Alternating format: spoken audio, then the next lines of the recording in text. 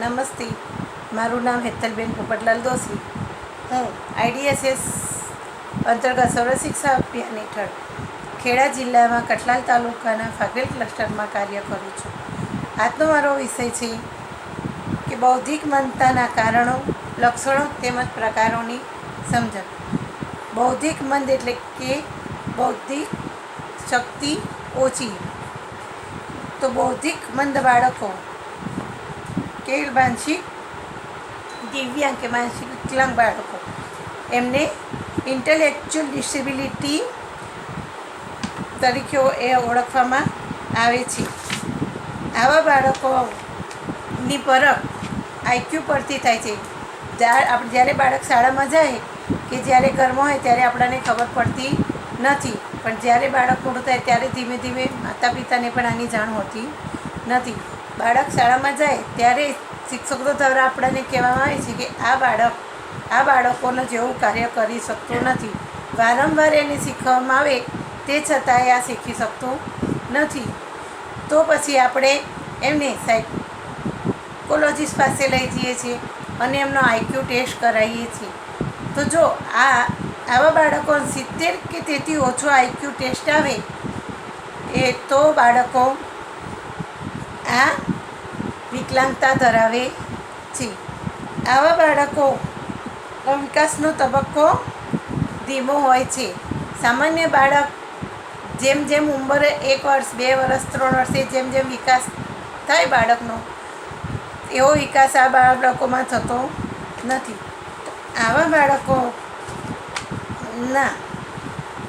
મંદતા આવવાના કારણો વિશે આપણે સમજીશું. તો આવા બૌદ્ધિક મંદતા આવવાના કારણો 2 પ્રકારના છે. એક તો જૈવિક કારણો છે અને બીજા છે વાતાવરણજન્ય કારણો. જૈવિક કારણોમાં જેનેટિક કારણો આવે છે કે જેમાં વારસાગત હોય. તો જૈવિક તત્વો વ્યક્તિના શરીરમાં વિકાસ પામતી રાસાયણિક પ્રક્રિયા છે. આ પ્રક્રિયા હેઠળ માતા પિતા અથવા પિતાની પેઢીમાંથી ઉતરતા વારસાને કારણે બાળકમાં આ વિકલાંગતા આવવાની શક્યતા રહે છે. તો જૈવિક અને વાતાવરણ બંને પરિબળો આ વિકલાંગતામાં ભાગ ભજવે છે. તો હવે છે બીજા કારણો કે ગર્ભધારણ પહેલાંના કારણો. તો ગર્ભધારણ પહેલાંના કારણોમાં છે માતાની ઉંમર એટલે નાની વયે માતા બની હોય તો આવી વિકલાંગતા આવી શકે છે બાળકમાં.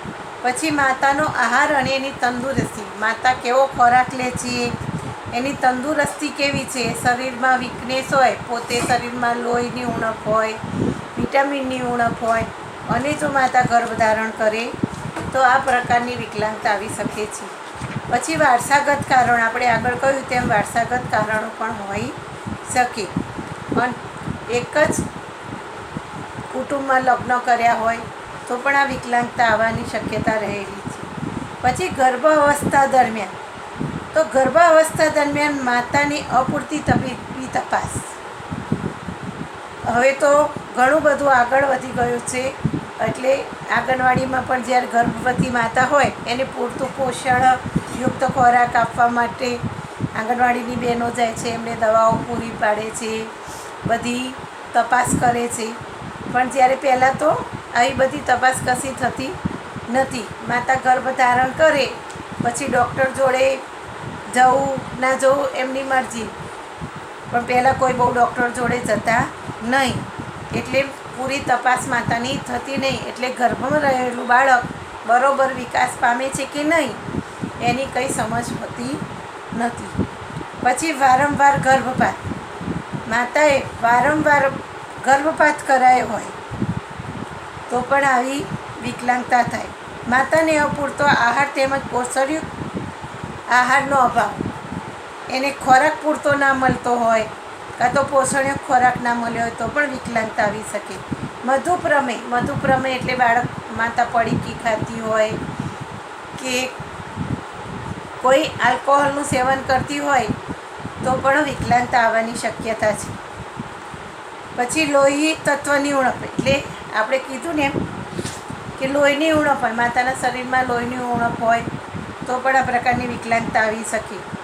પછી ગર્ભધારણ સમયે માતાને ખેંચાઈ ગઈ હોય, શારીરિક ઈજા થઈ હોય, પછી કેફી દ્રવ્યોનું સેવન કરતી હોય ને ડૉક્ટરની સલાહ વગર મેડિકલમાંથી કોઈ પણ પ્રકારની ગોળીઓનું સેવન કરતી હોય તો આ પ્રકારની વિકલાંગતા આવવાની શક્યતા રહેલી છે. હવે છે જન્મ સમયની ના કારણો.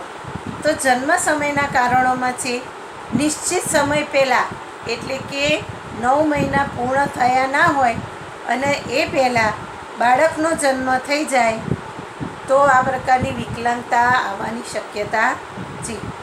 પછી છે બાળકનું ઓછું વજન. સામાન્ય બાળકો કરતાં બાળકોનું ડૉક્ટરોની લેંગ્વેજમાં કહેવાય એ પ્રમાણે જે બાળકનું વજન હોવું જોઈએ એના કરતાં ઓછું વજન હોય તો. પછી જન્મ સમયે બાળક રડે નહીં જલ્દી અને શ્વાસ લેવામાં તકલીફ થાય તો પણ આવી વિકલાંગતા આવી શકે છે. પછી તેના ગળાની આજુબાજુ ગર્ભની નાડી હોય જેનાથી બાળક અને માતાના શરીરમાં લોહીનો સ્રાવ વીખતો હોય તો એ નાડી બાળકના ગળાની આજુબાજુ વીંટળાઈ ગઈ હોય તો એને શ્વાસ લેવામાં તકલીફ થાય અને આ તકલીફના કારણે એને વિકલાંગતા આવી શકે.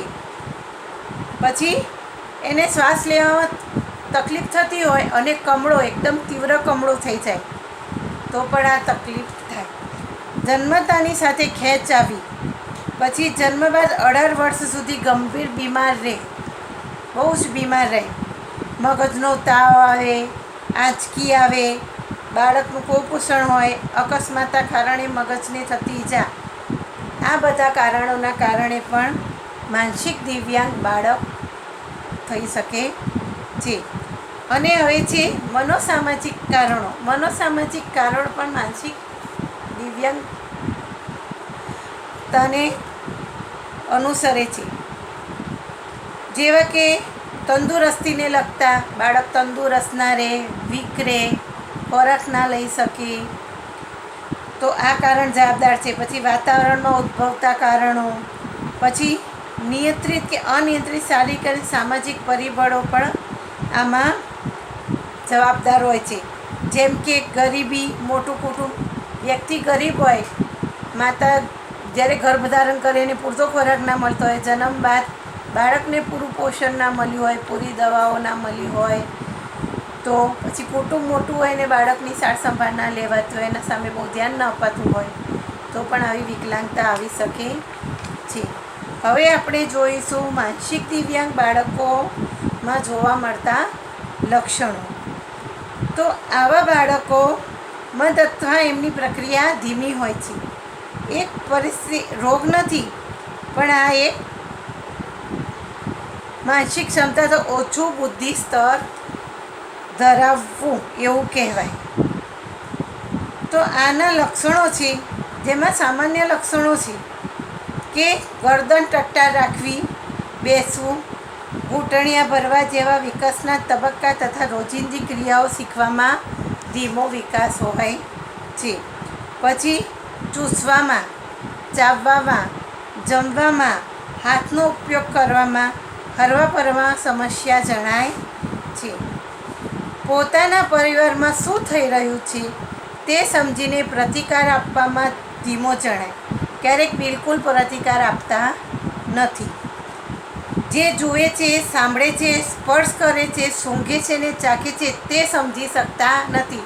તે લોકો જે પણ ખાય છે, જુએ છે, સાંભળે છે પણ એ લોકો કશું સમજી શકતા નથી. એમને કોઈ બોલાવે છે તો અમે રિસ્પોન્સ આપતા નથી.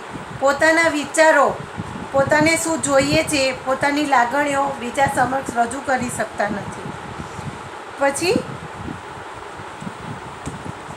પોતાના હાથમાં કઈ વસ્તુ હોય અને એમને ના ગમતું હોય તો એમનું નકારાત્મક વર્તન એ લોકો વ્યક્ત કરી શકતા નથી. એટલે જે પણ આવે એ છૂટું નાખી અને બીજાને ઈજા પહોંચાડવાનું વર્તન કરે છે. શીખવાની ગતિ ખૂબ ધીમી હોય છે અને નવી અને અપરિચિત બાબતો જલ્દીથી શીખી શકતા નથી. પછી સામાન્ય નિર્ણયો લેવામાં મુશ્કેલી અનુભવે છે. પછી તેઓ કાર્ય કરવામાં ઉત્સાહ દાખવતા નથી. એમનું કાર્ય કરવાની ક્ષમતા ખૂબ ધીમી હોય છે. આપેલા સૂચનો મર્યાદિત સમય સુધી જ યાદ રાખે છે. આપણે એને કહીએ કે જો તારે આ કાર્ય કરવાનું છે તો એ એટલા પૂરતું કરશે અને પાછો ભૂલી જશે. આપણે એને એક લખતા શીખવીએ તો એ એટલા સમય પૂરતું એક લખે અને ફરી પાછો આપણે બીજા દિવસે જઈએ ને કહીએ ચલ તને કાલે એકડો લખાયો તો એકડો લખજો, તો એ લખશે નહીં. એટલે વારંવાર એને રિવિઝન કરાવવું પડે છે. તો આ હતા માનસિક દિવ્યાંગ બાળકોના લક્ષણો. હવે એના પ્રકારો સમજીશું. તો માનસિક દિવ્યાંગ બાળકોના પ્રકારોમાં 3 પ્રકારના માનસિક દિવ્યાંગ બાળકો હોય છે. એમાં છે ઓછી માનસિક દિવ્યાંગતા, બીજું છે સાધારણ માનસિક દિવ્યાંગતા અને ત્રીજી છે તીવ્ર માનસિક દિવ્યાંગતા. તો ઓછી માનસિક દિવ્યાંગતામાં બુદ્ધિઆંક 50થી 70ની આસપાસ હોય છે અને તેની બુદ્ધિની કાર્યક્ષમતા આશરે 4થી 11 વર્ષના સામાન્ય બાળક જેટલી જ હોય છે. આવા બાળકોને પ્રાથમિક શિક્ષણ આપીને સ્વાવલંબી બનાવી શકાય છે. બીજું છે સાધારણ માનસિક દિવ્યાંગતા એટલે બૌદ્ધિક ક્ષમતા. આવા બાળકોનો બુદ્ધિઆંક 35થી 49નો હોય છે. તેમની બુદ્ધિની કાર્યક્ષમતા 5થી 7 વર્ષના સામાન્ય બાળકો જેટલી હોય છે. આવા બાળકોમાં ગ્રહણ કરવાની શક્તિ, શીખવાની ઝડપ, અવલોકન કરવાની શક્તિ ધીમી હોય છે.